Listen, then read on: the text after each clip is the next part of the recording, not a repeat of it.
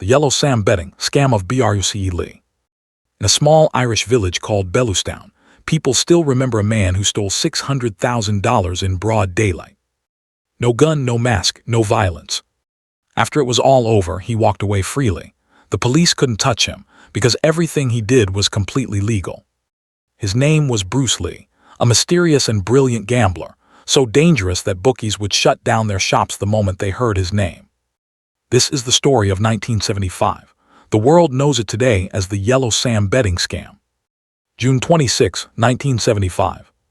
Just 26 kilometers from Dublin lies a small village called Bellowstown. A horse race was about to begin. The crowd was excited. People were placing bets. Bookies were getting ready at their stands. But Bruce Lee was nowhere to be seen. He was hiding in the thorny bushes inside the racecourse, watching everything quietly through binoculars. Why was he hiding? Because if the bookies spotted him, they would immediately become suspicious. They might even cancel the betting. Bruce's name was already famous in the gambling world. Whenever he showed up at a race, bookies knew something was wrong. But what he was about to do that day was the biggest gamble of his entire life. Bruce Lee did not even spare his own father. His father, Charlie Lee, trained greyhound dogs and made money by racing them. His trick was simple. Before a race, he would give his slowest dog a performance drug hidden inside meat. The dog would run faster than usual. Charlie would place all his money on that dog and win big. Bruce knew this trick very well. One day when Bruce was just 15 years old, his father told him to feed the drugged meat to the dog. But Bruce secretly gave the meat to a different dog instead and placed his own bet on that one. His father's dog lost, Bruce won. That day Bruce earned the equivalent of $500, his very first gambling profit, and he made it by cheating his own father. You can imagine what he was going to do to the rest of the world. Before we go further, let me quickly explain how horse race betting works. A gambler places money on a horse. If that horse wins, he gets his money multiplied. The person who decides how much money you can win is called the bookie. Slow horses with little chance of winning have the highest odds. For example, 1 to 20. Meaning if you bet £1 on a slow horse and it wins, you take home £20. Fast horses with better chances have lower odds because everyone is already betting on them. So the biggest jackpot goes to whoever bets on the slowest horse, and that horse actually wins. This is exactly what Bruce was planning to do. Now back to Charlie. In 1956, things went very wrong for him. He drugged his slow dog as usual and bet everything on it. But this time, the medicine had a bad reaction. The dog not only lost the race but fell and broke its spine. Bruce was 16 years old at the time. That one loss destroyed the entire family financially. Bruce had to leave school and work in a factory just to help pay off his father's debts. For 18 months, both of them worked day and night. Every single penny went back to the bookies. This was when Bruce learned how dangerous gambling could really be. After that, Bruce tried everything. He opened a betting shop. It failed. He opened a pub. That failed too. He tried music management. No luck. He even started smuggling Gillette razor blades across the border. But one day gunfire broke out at the border, and that was enough to scare him away. Through all of this, his heart never left horse racing and gambling. So finally, he made a decision. He was going to go professional. By 1975, Bruce had made a name for himself in the gambling world. Sometimes he won big. Sometimes he lost everything. But things had reached a point where bookies panicked just hearing his name. They would refuse to let him play, or they would immediately drop the odds on any horse he seemed interested in. At this point, Bruce was buried under £12,000 of debt. He needed a way out badly. And that is when the idea hit him. Bruce reached out to an old friend and asked for a horse with a terrible racing record. That horse was named Yellow Sam. Coincidentally, that was also his father's nickname. Yellow Sam's record was awful. In his last 9 races, he had finished worse than 8th place every single time. But Bruce had a secret.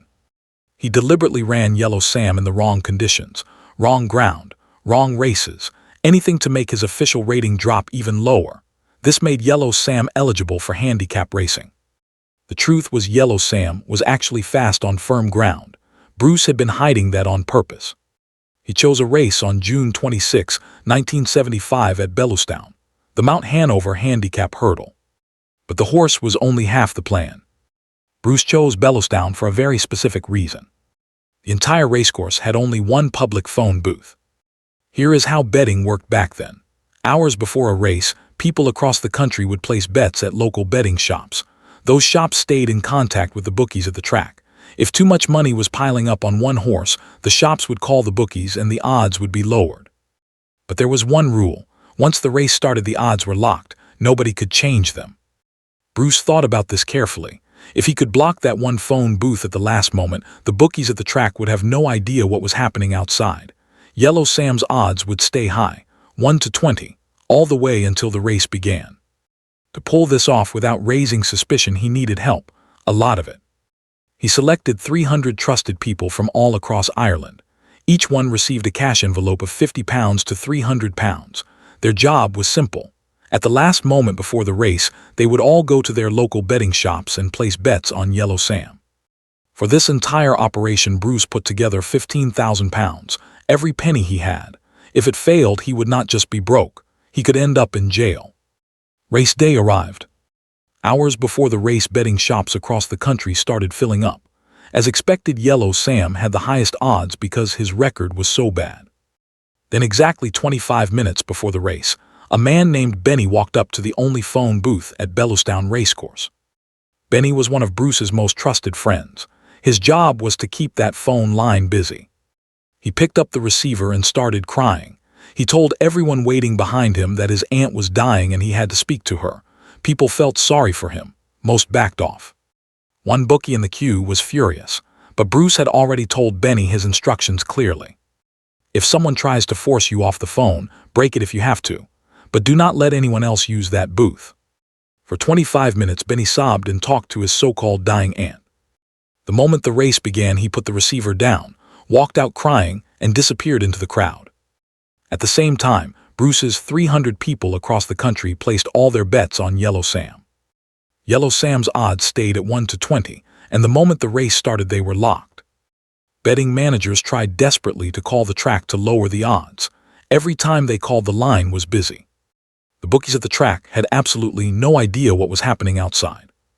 Bruce was still hiding in the bushes, watching everything through his binoculars.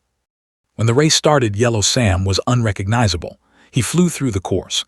Even the favorite horse Silver Road could not keep up. Yellow Sam cleared all 13 hurdles and won the race by 2.5 meters. When it was over, the bookies realized what had just happened. There was chaos everywhere. They tracked down Benny. He just shrugged and said his aunt had miraculously recovered. He refused to say anything about Bruce. Now the bookies had no choice. They had to pay up. Bruce's total investment was £15,000.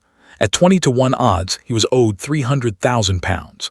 In today's money, that is roughly £3.5 million or around $4 million. The furious bookies paid every single pound in £1 notes. It came to 108 sacks of cash. The story made headlines all across Ireland and the UK overnight. Bruce Lee became a legend. And the most important part, he had not broken a single law. He simply found the weaknesses in the system and used them against it. After this, the bookies changed their rules. Large bets would now require a minimum 30-minute window before a race.